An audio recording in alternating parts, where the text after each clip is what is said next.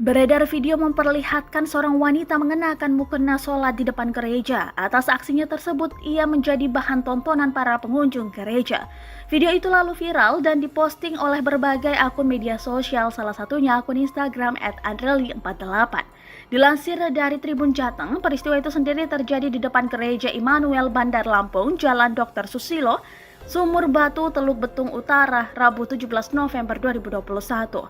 Dilansir dari sejumlah sumber, wanita yang berinisial FD 36 tahun itu ternyata mengalami gangguan jiwa atau orang dalam gangguan jiwa.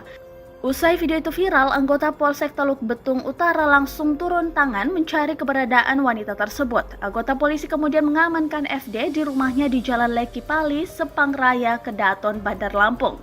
Dari keterangan keluarga, FD mengalami gangguan jiwa sejak 2010 usai melahirkan anak pertama. Yang bersangkutan juga pernah mendapat pengobatan di rumah sakit jiwa.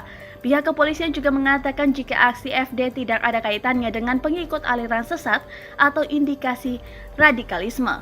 Yang mengaku melakukan sholat dengan menghadap kiblat di gereja. FD pun dikembalikan ke pihak keluarga untuk mendapatkan perawatan. Terima kasih sudah nonton.